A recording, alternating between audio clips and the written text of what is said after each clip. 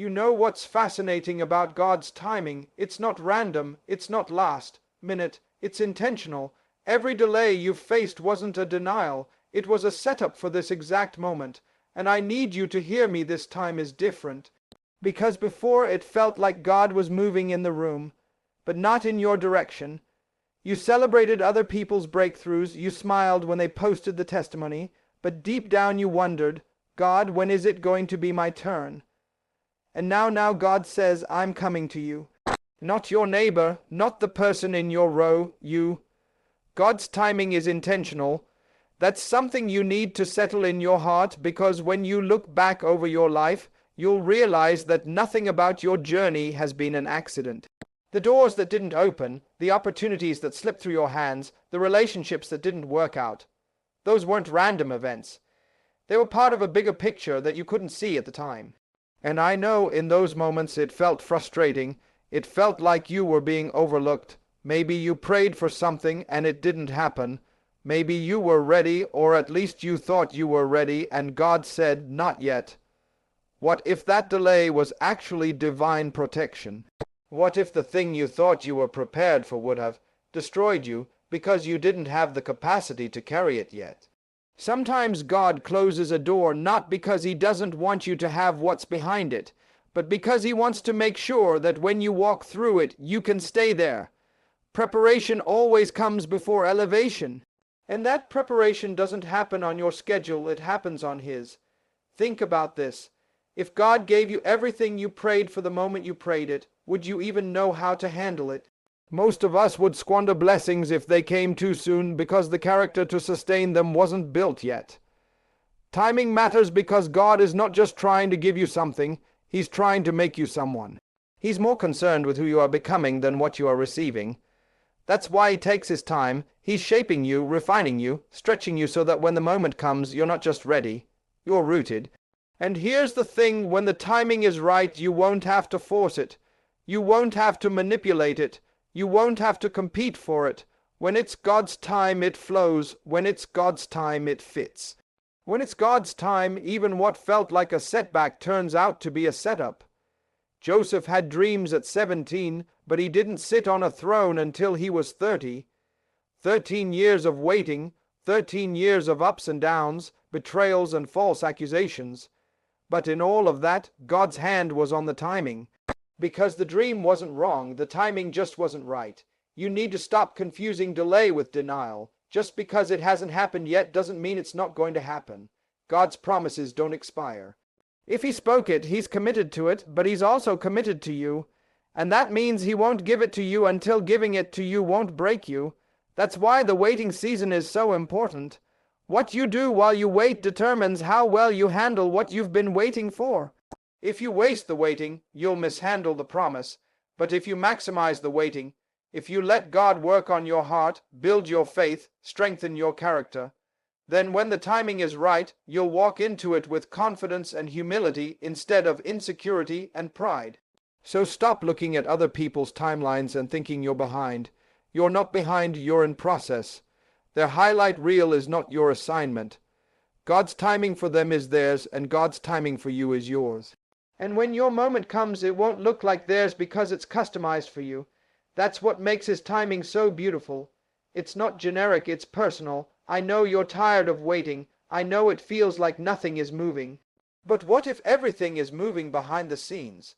What if God is aligning people, places, and resources right now so that when he opens the door, it's not just any door. It's the right door. Timing isn't just about what's happening to you. It's about what's happening around you. And when everything is aligned, when the season is ripe, when the preparation meets the promise, that's when you'll see why it had to take this long. God's timing is intentional. Trust it. Don't rush it. Because when it finally happens, you'll say, now I see why I had to wait. And that will make the blessing even sweeter. It's not generic. It's personal. When God moves in your life, he doesn't do it with a one-size-fits-all approach. This is important to understand because many of us have been taught to expect God to move the same way he moved for someone else. We see someone else's testimony, and we think, if I just do what they did, I'll get what they got. But God is too intentional to copy and paste his plan. What he has for you is custom designed. It carries your name. It's tailored to your personality, your experiences, your journey, and even your pain. You know why this matters? Because sometimes we disqualify ourselves by comparing our process to someone else's. We think, well, she got married at 25, and I'm 35 and still single, so maybe something's wrong with me. Or he launched his business in college, and I'm still figuring out my next step, so maybe I missed my moment. No, you didn't miss anything. Their blessing wasn't yours to begin with. Your story doesn't have to look like theirs because your calling isn't theirs. If God gave you what he gave them, it wouldn't fit you. Look at how Jesus interacted with people in the gospel. He never healed two people the exact same way. To one blind man, he spoke a word. To another, he touched his eyes. To another, he made mud and put it on his face. Why? Because he's showing us that his methods aren't mechanical. They're personal. He knows what you need, how you need it, and when you need it. That's why you can't put him in a box. Just because he did it one way for someone else doesn't mean he's going to do it that way for you. And let's talk about why this is so personal right now. In previous seasons, you may have felt like God was blessing everyone else but you. You were clapping for people. You were congratulating them. And inside you were wondering, God, what about me? Here's the truth. He was working on something behind the scenes that was so specific to your story that it couldn't be rushed and it couldn't be shared. Because when it happens, it's not going to look like anyone else's breakthrough. People won't even be able to explain it because it won't make sense in their context. That's how personal this is. And because it's personal, it's also protected. God will not let certain people have access to what he's doing in your life right now because they wouldn't understand it. They might even sabotage it unintentionally. So if he had to move some relationships, if he had to create distance, if he had to shut down opportunities that looked good but weren't God, trust that it's because he's making space for something designed with you in mind. You know what else makes it personal? The pain you've endured. Every tear you cried, every disappointment you faced, every moment you thought was wasted. God took all of that into account. He's the kind of God who doesn't just give blessings, he redeems experiences. That means he uses what you went through as raw material for what he's bringing you into. He doesn't waste pain. If you went through it, he's going to weave it into your purpose somehow. And that's why this blessing can't be generic. It has to be personal because your journey wasn't like anyone else's. So when it shows up, don't expect it to look like what you saw for someone else. Expect it to look like grace customized for you. Expect it to look like a door you didn't even know existed opening at just the right time. Expect it to feel like only God could have done this. Because that's the point, it's personal. Stop measuring your life by someone else's milestones. Stop praying prayers that sound like theirs because you think that's the formula. There is no formula for favor. There's only relationship. And in that relationship, God is saying, I know you. I know what you need. I know how to get it to you. When he moves this time, it won't just be another blessing. It'll be something that feels like it was handcrafted for you. Because it was. That's how personal this is. Your position determines your perspective. Where you are standing right now, emotionally and spiritually, will shape the way you interpret what God is doing in your life. Two people can experience the exact same event and walk away with completely different understandings, not because the event changed, but because their position did. Your position influences what you see, and what you see determines how you respond. Think about it. If you're positioned in fear, everything looks like a threat. If you're positioned in faith, everything looks like an opportunity. The difference isn't the circumstance. The difference is the position of your heart and your mind. This is why so many people miss what God is doing. It's not that he isn't moving, it's that they're not positioned to recognize it. Mary and Martha show us this principle so clearly. Both loved Jesus. Both were in the same house when he visited, but one was busy and distracted while the other positioned herself at his feet. The result? One was stressed, frustrated, and feeling overlooked, while the other was receiving revelation. The difference wasn't Jesus' presence. The difference was their posture, and that same truth applies to us. If you're too busy running, striving, comparing, and controlling, you might miss the very thing God is trying to reveal to you. But when you slow down, when you shift your position and make space to listen, suddenly clarity comes. Sometimes God will even allow seasons of isolation to reposition you, because the noise of the crowd can distort your perspective. Have you ever noticed how being around the wrong voices makes everything blurry? They'll make you doubt what God said. They'll make you question your progress. They'll pull you into their anxiety, and before you know it, you're stressed about things that aren't even yours to carry. That's why God will sometimes move people or pull you into a quiet place, not to punish you, but to position you for clarity, because when your environment changes, your perspective changes. Your position isn't just physical, it's mental and spiritual. What's your posture right now? Are you positioned in expectation or resignation? Are you waiting with faith or waiting with frustration? Because the way you posture yourself in this season will determine how you experience the next one. If you're positioned in bitterness, you'll misinterpret blessings as burdens. If you're positioned in gratitude, you'll see grace in places others overlook. And here's the thing. Sometimes positioning requires humility. Sometimes it means saying, God, I don't understand this, but I trust you anyway. That's what Mary did. She chose the low place at his feet, the place of dependence, the place of surrender, and that's where revelation flowed. You can't receive when you're standing tall in pride, thinking you have it all figured out. You can't hear God clearly when you're positioned at the center of your own plans. It takes humility to reposition yourself and say, God, shift my perspective until I see what you see. Let me tell you this. What feels like a delay might actually be a repositioning. What feels like a setback might actually be God adjusting your posture so you can see the open door when it appears. If he gave it to you now with the perspective you have now, you'd mishandle it. Because when your perspective is small, you'll settle for less. But when God lifts your perspective, you'll see that what you thought was big was just the beginning. You need to start asking God, not just for blessings, but for better positioning. Because if you get in the right position, the blessing will find you. Ruth wasn't chasing bows. She was just positioned in the right field at the right time. David wasn't trying to be king. He was just positioned in the pasture with a faithful heart. Position determines perspective, and perspective shapes destiny. So before you ask for more, ask for the right position. Because when your position shifts, your perspective shifts, and when your perspective shifts, your whole life changes. Faith over familiarity, that's the tension every believer has to wrestle with, because familiarity will make you miss what God is trying to do in your life. Familiarity makes you assume that what you've seen before is all there is. Familiarity says, I've heard that verse before.